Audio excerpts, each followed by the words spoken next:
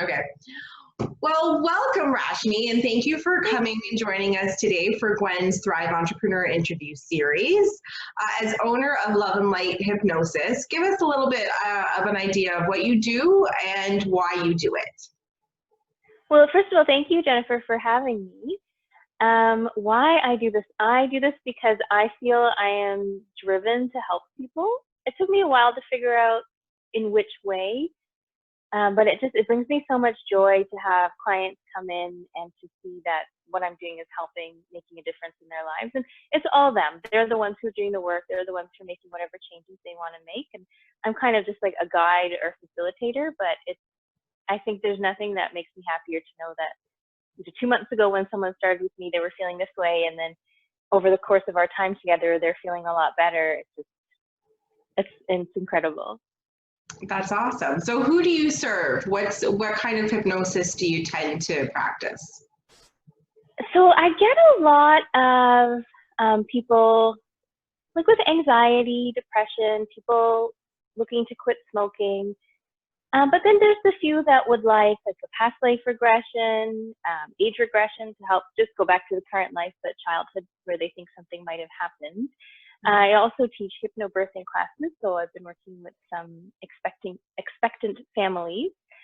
I know a lot of people say get a niche, and I don't believe I have one yet because I like to be able to serve anybody who needs help. I don't want, like some people will focus just on weight management, just on smoking cessation. And I don't want to be so pigeonholed. I want to be able to help whoever I can help and have a variety of things coming in to keep me learning as well. When I started this and when I dreamt this up, I think I would have loved to say, well, my focus is past life regression and life between life and that kind of thing, the spiritual stuff. But that's less common. People don't want that as much as like the everyday, help me to live my life to the fullest. Mm-hmm. Yeah, for sure. So let's talk a little bit about how you got into that practice. What made you go into hypnosis and that field in general? When I was around 10, maybe a little older, my dad brought home a book called Many Lives, Many Masters by Dr. Brian Weiss, who's a psychiatrist in Miami. And he would use hypnosis in his practice with his patients. And he would find that if he regressed them to an earlier stage in current life, if they relived a traumatic event that they maybe consciously had no memory of, it would, reliving it and understanding it, working through it, would then help them with some issue they're facing in current time. And so he had one patient she had a host of different issues, and this is his book I'm summarizing for you now. Yeah. So they regressed something to like 2 or 3, they found a traumatic event, but it didn't heal what was happening currently. And so he worded it a little bit more loosely then, and he said, go back to when the issue started. And all of a sudden she was in ancient Egypt. And he was baffled. He didn't have any belief in past lives. Like, I've grown up with it. It's part of what my family has always believed. So for me, it wasn't that much of a stretch. So he said, well, whether I believe this or not, it's working for her, so we're going to continue doing it.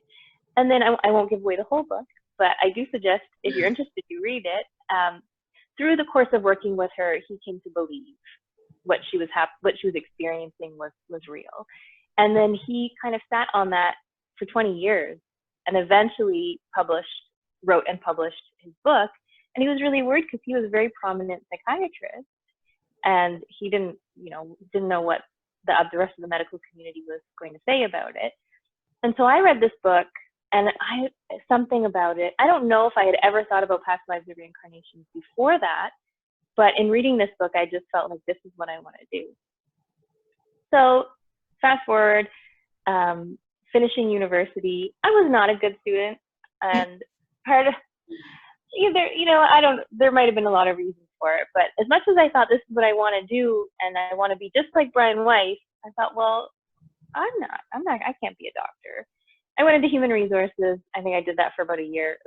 I filed. That's all I did was file. And I thought, well, I don't think I need a university degree and a postgrad to do this. And so I went back to school, and eventually I ended up going to med school in the Caribbean. But it was not my path. I was miserable. It was more about memorizing facts than compassion, and just being like, my little sister was in med school at Western at the same time, and seeing what she was learning and how she was learning versus the way I was learning, and the teachers, and it all just seemed like it was not real. Like it felt like a joke. And unfortunately I treated it that way then. And so I didn't excel in it. I didn't succeed in it. And when I decided to take a break from it and I came back home, even though I wasn't in medicine, I wasn't a doctor, I was just working like a kind of like an office clerical job, I was so much happier. I was so much happier not trying to force myself into something that wasn't right for me, that was maybe more of what my family's expectation was, because that, when my whole family on my dad's side is doctors, and when I was growing up, nobody said, what do you want to be when you grow up? They said, what kind of doctor are you going to be when you grow up? So I think part of it was fitting what I wanted to do with what was expected of me. So anyway, I'm working, like 2016, I'm working, I'm like, well, okay, maybe I don't have to be a doctor or a psychiatrist to take a hypnosis course.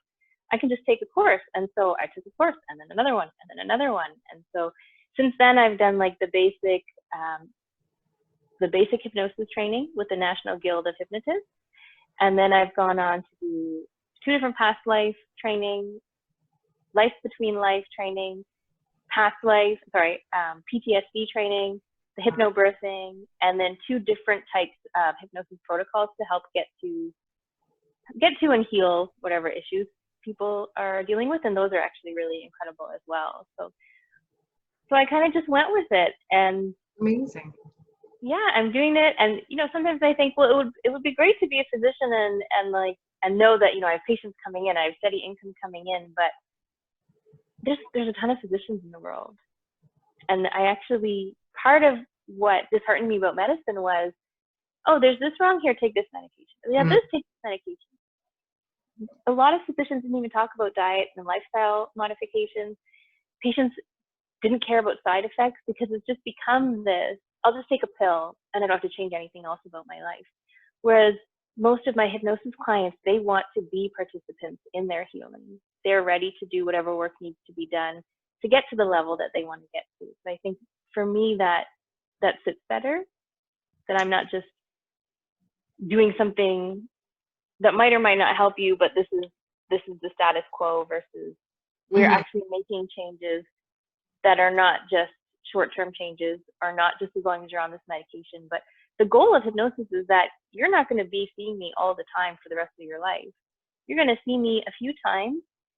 You'll get the recordings, you listen to them, do the work during that time, and the goal is then that you don't need to keep coming in. Yeah, it's a true treatment, right? It's not just we're going to put a Band-Aid on it and give you a pill, and that's going to create other problems for you to come. Yeah. No, that's incredible. So, and I love the way that you're talking about how really like hypnosis and that practice is much more in line with your own personal values. Yes. And how people should take that ownership role in their own wellness, which I think is fantastic, and certainly the way that a lot of people are moving in the past 20 years. Yeah. And it's not even necessarily a should. If you want to do that, then those options are available to you. But if not, then that's okay too. Those options are available to you. So it's not about me thinking or saying, well, that's no good and you should do this. It's whatever is in line with what you want, what you believe, what you feel. These options are there. Yeah, perfect. So when you are treating people, you say like they get a recording to take away, but are you seeing them in person pre-COVID at least? Was that your practice to see them? Yeah, and even now, sorry, go ahead. Yeah, go ahead. Even now, I see them live over Zoom. And the great thing about hypnosis is many hypnotists, even before COVID, were operating only online, because you don't actually have to be in person to be doing it. And a lot of my clients now have said that they like participating in the comfort of their own home, because they don't have to get up and drive after, which when people are in a very relaxed hypnotic state, they then have to snap out of it and get back to normal, versus when they're at home, they can just continue to allow that relaxation to wash over them. Some prefer in person, though. They like it as part of their routine, and I guess like going somewhere makes it feel more real to them. But most of my clients have been pretty happy to switch over to online or to virtual, and it's great because you can help more people. You don't have to be just local then. Yeah, exactly. So other than that service being provided more on the digital platform, have you seen other changes in your business or in the industry as a whole because of the current circumstances with the pandemic? I think it's a financial issue. So a lot of people are worried about money, don't have money coming in, and so they're spending less on things that may be so helpful, but they just can't afford right now. So on the one hand, people's stress and anxiety has increased, but on the other hand, they don't have the money to necessarily be coming. So I have seen a decline. Yeah. And I think too is even people who might still have their job and their income, you don't know what this future is. So you're more reluctant to spend on different things that you might not think as super important in your life right now, right? So so how are you with that change? How are you changing your own business? Is there anything that you've done to either be able to just reach out to more people in a different way, or to be able to get clients from different avenues that you had previously, or how have you changed your business? I have been offering discounts. What I was doing previously, which was bringing people in, is I was working with a yoga instructor who I think I might have mentioned to you previously, but she owns the Calming Tree Yoga Studio, and we were doing hypno yoga sessions. And so people would come, we would go through yoga for about 45 minutes, and then when they were in Shavasana, I would take over and we'd do hypnosis for about half an hour or so.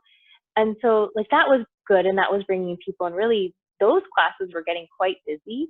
And so I've seen, obviously we're not doing anything like that. And in March, I think I even had with Soulshine Wellness, who she goes into different businesses and will bring in different practitioners. So it could be yoga, could be Tai Chi. She had me set up for something in March where I think we had 70 people signed up.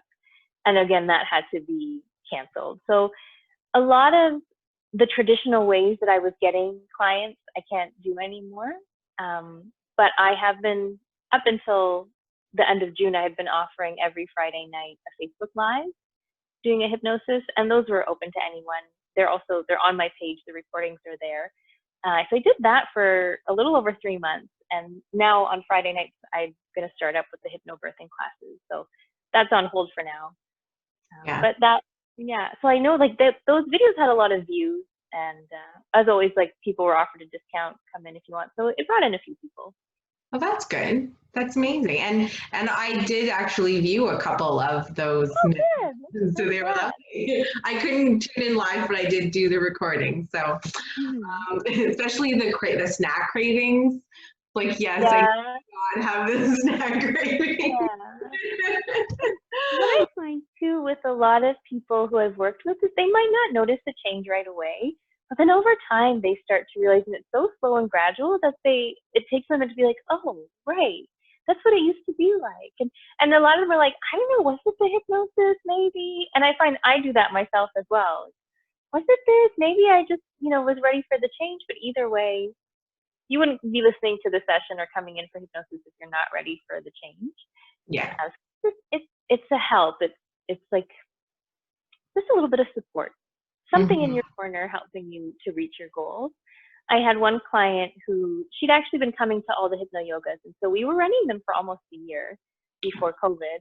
And on one of the last few ones, she was like, I don't eat any sweets anymore. She's like, I'm working out all the time. I don't eat any sweets. Someone recently had persuaded her to put one M&M in her mouth, and she said it was so sweet, it was gross, I couldn't even eat it. And she had been at a work event where for some reason they had a whole spread of sweets. And she's like, I just walked right by them. Like, I didn't want any of them. And she said before, that wasn't the case at all. And because of that, she's a mom. Her husband was eating more healthy. Her kids were eating more healthy. It's not that they realized it, because she was cooking more and learning how to make healthier recipes. And so, but it took her 6 or 7 months to say, hey, I have really noticed that this is making a change in my life. That's amazing. Yeah. And I think it's like you said, and people are mostly ready for that change. So it's almost like that little extra support for them to Hmm. either Hmm. encourage them or give them some Yeah. feeling of guidance there. Yeah, Hmm. for sure. So since you're not doing like the yoga classes in person and stuff like that, what do your days look like now? Have they changed significantly with quarantine and COVID, or are you just shifting and you're still kind of working the same amount, but it's all online now? What's changed for you? What I'm working out at home, so that what changed is I've actually there's a lot of different projects that I'd wanted to do, things on my list that weren't getting done. So now I'm really buckling down and focusing on a lot of that when I don't have clients. I try to book the clients all like around the same day or same couple of days so that I'm not just kind of like everywhere. Hmm. I like to have routine, so that helps me to have a better routine. And actually, I'm starting in the fall a master's in counseling psychology because I found that as much as I can do what I can do in hypnosis, sometimes I need more than that.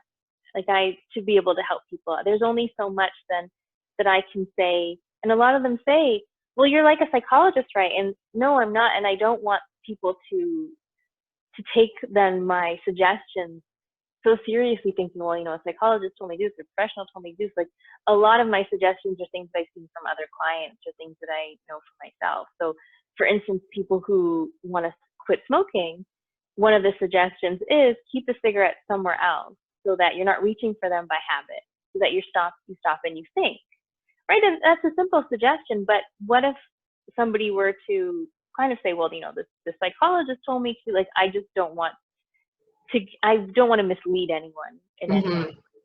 And also, I think people don't come generally for hypnosis when they're in the best state of their lives, unless they're just curious and that maybe they want to do past life or something like that. And they don't want to be seeing 3 or 4 different practitioners. So if I can help them more effectively, then I would like to be able to help them more effectively. To some of my clients, I've said, like, how do you see a psychologist? Do you talk to anyone? And they're like, well, I'm paying for this. I'm like, fair, you are. So, I'm in that position where I can't see multiple different practitioners for different things. So I just really, yeah, I thought, what can I do to help more? Yeah. And with hypnosis in and of itself, it's in my mind, it's like a tree. Hypnosis is the trunk. And then there's all these different branches of different types of hypnosis that you can do, different things you can learn. And then there's little tinier branches off of those. So I feel like for me, hypnosis is going to be lifelong learning as it is. Yeah. Yeah. Why not throw in some more learning? Well, exactly. And with having a psychology side to it, it'll open up doors as well for you to just be able to grow the business because you could have hypnosis supporting something from a psychology standpoint, Yeah. vice versa, right? Yeah. And Yeah. it increases the credibility. So a lot of people think hypnosis is, stuff that they've seen on TV. That movie Get Out, I don't know if you've seen it, but Yes. like Yeah. that did not do good things. It was a good movie. I really enjoyed the movie, but like people think that that I could actually do that to them. No, you're just basically gonna feel like you're daydreaming. Maybe you'll feel relaxed. You might feel like you're gonna fall asleep. You might fall asleep. That's it. Hypnosis can't make anyone do anything they don't want to do. Nobody can even be hypnotized against their will. When Yeah. I was in one of the initial training classes, we are practicing and hypnotizing each other back and forth, day in and day out. So like maybe 3 or 4 times a day, you're getting hypnotized, and it gets tiring. You just want to then be left alone. You don't want to be hypnotized for 5 minutes and then brought out of hypnosis. So I learned that I could just resist it instead, so that I would just pretend that I was hypnotized, but I wouldn't let it happen because I was just like, I'm tired now. I don't want to keep, right? And so it's as simple as like just not listening or not focusing and letting your mind do something else, and then you can't be hypnotized. So that's why they say all hypnosis is actually self-hypnosis, because you let it happen. We Yeah. can't do it to you. Yeah. Yeah. I tend to have the wandering mind when I'm in a hypnosis situation, so I don't really find myself getting any hypnosis or hypnotized at all. So, And even with the wandering mind, though, it still works. I think the more you do it, the more you practice, the easier it becomes. A lot of my clients, I'll tell them, listen at night when you're listening to your recordings, let yourself fall asleep to it, and the messages are still getting through to your subconscious mind. But one, you don't have to find time in the day to do it, because people don't have time to take half an hour and go relax. People have kids running around, and so they might not have the quiet that they need. You let yourself fall asleep to it, listen at night. You're not taking any time out of your day, not taking time away from your family, and the messages will get through to your subconscious mind. So there's different ways. Yeah, perfect. So right now, do you have any challenges, or what is your greatest challenge right now? It could be personal, it could be professional. I think for me, it's knowing how to market myself and how to really bring in a lot of clients. I'm working at another hypnosis place right now that's out of Mississauga and Brampton. They have 2 locations. Since COVID, everything's been online, so it's nice that I don't have to drive all the way there twice, because I was going twice a week. But so I'm working and still seeing clients and getting experience, and then I have my own clients, not as many though as I'm getting from work. So I think for me, it's more knowing how to market myself. It's the social media. Like I've never been big I've never really loved social media. So then to actually have to learn how to use it for business, and I'm doing it. Like I'm trying to post like 3 things a week, but I'm seeing it that way. Like what I'm doing virtually probably isn't bringing in as many clients as it could. One of my plans was before all of this was to go around to different yoga studios in the area and see if we could do workshops and that kind of thing. So just to kind of get myself out there, my name out there, because with hypnosis, a lot of it is word of mouth. Yeah. And also, I mean, I left my 9-to-5 in April 2019, and shortly after that, my dad passed away. He was quite ill, and so I didn't focus on my business until September 2019. So it hasn't even been a full year that I've been solely focused on my business. Yet I expect I'm just gonna open my doors and be busy the next day, right? So this is probably also just normal. I have now I'm getting more calls from people who just found me online. So it's rather than people I know or people I've talked to myself or word of mouth. So it's happening. It's just I have to be more patient. Yes, yeah. And a lot of the times right now, people just have more FaceTime in front of social media because they don't have as much going on, right? So they're scrolling through and they're paying more attention to other things that people are posting that maybe you might have a shared connection or something somewhere. Yeah. Yeah, but you know what? You're not alone. So I think that's the biggest challenge for any new business, especially when what you're offering is something very personal and unique. It's not, it's not like you're selling widgets and anyone can, here's a widget, everyone gets the same widget and there you go. So, it's very difficult sometimes to build that, but it's, it's all a matter of putting the time in, really. So how are you then setting yourself up to kind of, if and when we get to a point where you're back in those yoga studios and kind of doing things more face-to-face, how are you setting yourself up now to thrive during that time? Oh, that's a good question. I think a lot of what I'm trying to do now is get the projects done that I had on my list. There's a lot of online hypnosis learning that you can do, so I've been doing some more of that. And actually, somebody recommended a book, Motivational Interviewing, to me, which helps clients to make the changes that they want to make and help you kind of build that rapport and to help them find that motivation within themselves. And so I think it's kind of using tools from other areas as well. And then that's also what the psychology will help with, will help me to just have more tools in my toolbox to be able to help people. I had some contacts, and actually I had some meetings that were set up for April. So we're just kind of pushing those meetings until things are more normal, people are more comfortable with in person. And so I think things will probably come of that as well. And the event that I had planned for March is postponed, but again, waiting until larger groups are allowed to gather. So the things are there, they're just on hold. Yeah. Well, and I think it's an opportunity too to see how things shift we might not really be getting to that larger group of like 70 people for a while. Yeah. So it's really kind of saying how can we still service those, and maybe it's breaking that up into multiple occurrences in different groups or something.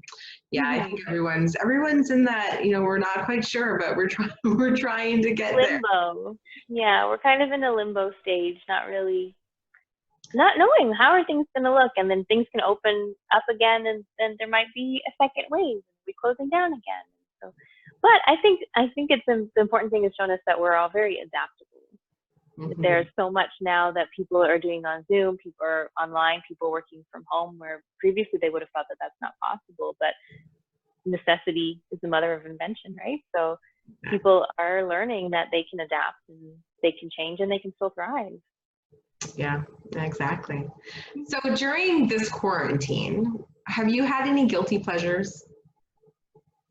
I feel like all my I have a big sweet tooth, so but that hasn't changed. I've always had a sweet tooth. I have like some little bit of dessert every night, and then I just tell myself that I'm going to work out. It took me a while to get into a better routine. April was I wasn't really doing much of what I needed to do. I wasn't really pushing myself. But now that's changed. I'm feeling a lot better, doing a lot better that way, getting my projects done, working out almost every day. I didn't today because yesterday I was out in the heat and the sun just killed me. Like I went to check the mail today and I came in and I was like, oh, okay, I'm just busy now. But yeah, I think like I'm in a unique position. I don't have kids. I can really just focus on myself most of the time. So I really don't feel like my pleasures are guilty. They're just, I can do what I want to do when I want to do it. The way I guess one of them is sleeping in. That's one of my guilty pleasures. Actually, my niece and nephew, it was my birthday in June, and my little sister has a 5-year-old and a 2-year-old, and they WhatsApp video called me, and I was in bed. It was probably like 10:30. I was still in bed, and then I hear my sister's like, "Are you still in bed?" The kids didn't say anything. The next day at like 2 in the afternoon, I was at the grocery store and I called my sister to ask her something. And I hear my 2-year-old nephew in the background, "Are you still in bed?" And now apparently it's a big joke in their house. They call me Rashmi. Masi means mom's sister. And they're like, all the time, Rashmi probably still in bed. Rashmi still wearing her pajamas. It's like, I'm not. So I think that's probably, that kind of is a guilty pleasure because I do feel badly about it. I know if I got up earlier and got my day started earlier, I would get more done. But I'm accomplishing my tasks that I set for myself, so I'm not feeling too bad about it. Yeah. And I know I'm the same. I have no children and I enjoy sleeping in. But for me, a lot of the time I'll be getting to things or be doing stuff, especially work late at night. So I might be up working until 2 or 3 in the morning. Oh, wow. So for me to still be asleep at 10:30, that's not that bad. I'm like still only getting 8 hours. It's not like I'm sleeping for 14 hours or something. No. No, that's difference, right? You Is you slept for 18 hours or did you just, have your normal sleep? Yeah. Sorry, repeat that again. No, I think that's the biggest thing though, is like, did you sleep for 14 hours or did you just sleep for 8? It just happened that it started at like midnight and then Well, I go to bed a little earlier, but I'm one of those that like I toss and turn a lot. It takes me a long time to fall asleep and I wake up in the night a lot. So in my mind, it's acceptable because I'm probably sleeping like 8 to 8.5, 9 hours. Yeah. So in my mind, I think that's okay. I know I'm an 8-hour person. I need my sleep, but I might be in bed for a lot longer, but just not falling asleep. Yeah. So that's been my lifelong frustration ever since I was a kid. It takes me a long time to fall asleep. Oh. Yeah. I listen to hypnosis and meditation recordings at night, and it does help. But sometimes it's just those nights where it just does nothing wants to work. Yeah, I feel you. I get in the same grooves sometimes, and others it's just I can fall asleep at any time. 9 o'clock at night. Oh, I'm ready for bed. That's my mom. My mom can fall asleep the minute her head hits the pillow, And I've been jealous of that my whole entire life. That's happened to me once when I was really sick. Like, I still remember, I was in high school, I think, and I was reading and I wasn't feeling well. And I was like, I'm going to put my head down. And then I don't remember like falling asleep. And that's the only time that's ever happened. Like, I just fell asleep instantly. It's like one time. It's okay. Oh, well, sleep's a good thing, though. I don't think that's bad to have that as a guilty pleasure. So how are you, as you move forward, how are you still supporting other small businesses, or are you able to be still supporting other small businesses? It's mostly like when I order food, I'm ordering from small local businesses, like not chains. And one new store I've discovered, which used to be a brick and mortar store in Toronto, but she's just online now, the Cure Apothecary. And she has amazing skincare stuff that she creates herself. It's all natural. And so that has been something that I've been purchasing since quarantine. I actually had some eczema on my eyelid, and I've been using two of her products, and it's cleared up. So I think for the most part, I'm not spending more than usual. Like, for me, that my income is pretty much the same, which is hasn't been overflowing anyway. But I think, yeah, it's mostly food. I was a member of a local gym, but that's closed. So that was just the one place, like not a chain either. So, yeah. But there, I've been a member there for 3 or 4 years now. So yeah, that's pretty, like, I'm not getting out that much either. Yeah, so it's mostly restaurants, things that I can order, come home. Yeah. Perfect.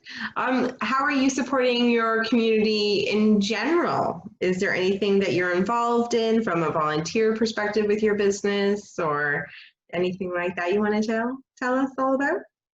It was, again, mostly the Facebook Live, and doing any events that, like, friends, there's like a small community of people that I know, other female entrepreneurs. So mostly in that way, if somebody wants to collaborate. My gym, SAS, hopefully next month or the month after, we'll do a fundraiser for the gym.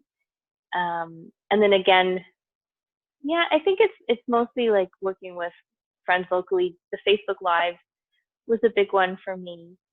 That was just me, though. I wasn't collaborating with anyone on that. You introduced me to the She Be Okay project. Yeah. And again, then that's kind of waiting until things are back up and running. But I'm really excited to be involved with that. That's kind of right up my alley. I don't, for the viewers, the She Be Okay project works with women who are in shelters, helping empower them through many different modalities. I think it started with helping them kind of gain access to like basic haircuts, grooming, makeup, that kind of thing, helping them just to feel a little bit better, feel more, I don't want to say human, but that's kind of the word that's coming to mind. I think when you're in that situation, all your comforts go out the window. So helping them just feel a little more normal.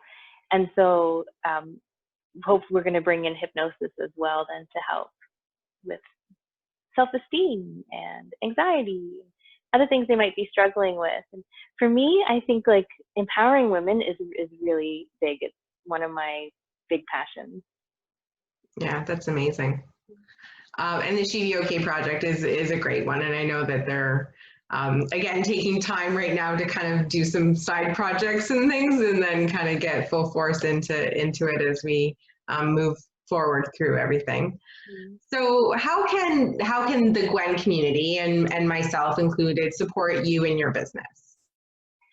I think just give people my info. If you come across somebody who seems like they might benefit from hypnosis or is interested, please give them my info. I offer free consults, so there's no obligation. People can call me, email, and just have a conversation and then see if hypnosis is right for them. Amazing. So as we wrap everything up, do you have any final words of wisdom to share, tips, tricks, anything like that you want to just share with our audience? I think for me, I spent a long time not being comfortable being myself. And so that it goes hand in hand with the empowerment to help I would like to be able to help people be themselves, and it's easy for me to say, just just be yourself. That's really easy, right? It doesn't mean that people are just going to turn around and be like, oh, thanks, I didn't think of that. But I guess in anything and in everything I try to check in with myself and see, like, is this being true to who I am? Does this feel right? And I think a big part of being yourself and feeling empowered is trusting your intuition and trusting your gut. And so I think that's what I would say to people is, like, take a few minutes, check in with yourself, see if it feels right, if it resonates. We all have the ability, we maybe just don't tap into it. So I think that would be the best wisdom I could give at this point, is just trust yourself. That's amazing wisdom. Thank you for that. And thank you for joining us. And as people view this, they'll have access to all of your contact information. And I'm definitely going to make sure that we include your Facebook page so people can check out what your previous Facebook Live hypnosis have been, and we'll go from there. Wonderful. Thank you so much. Okay, thank you so much, Rashmi, and have a wonderful day. You as well.